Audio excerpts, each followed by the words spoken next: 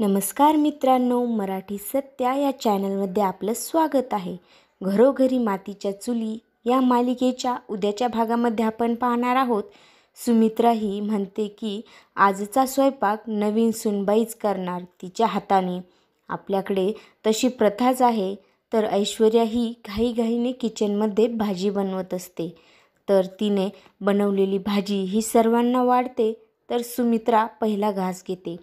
तर सुमित्राला खूप जोरात असा ठसका लागतो. ती खूप जोरजोरात खोकू लागते व तिला चक्कर येते. तर ऐश्वर्या ही सारंगला विचारते की हे सगळं असे काय झाले.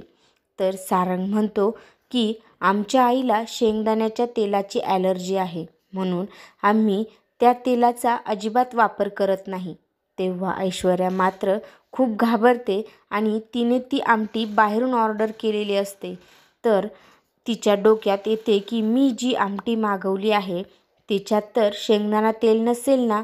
आणि तितक्यात जानकीच्या हातात हॉटेलमधून मागवलेल्या आमटीचे बिल सापडते. तर जानकी ते बिल उचलते व पाहते व म्हणते की हे तर आजचंच बिल आहे. तेव्हा जानकीच्या लक्षात येते की ऐश्वर्याने भाजी ही बाहेरून मागवलेली आहे.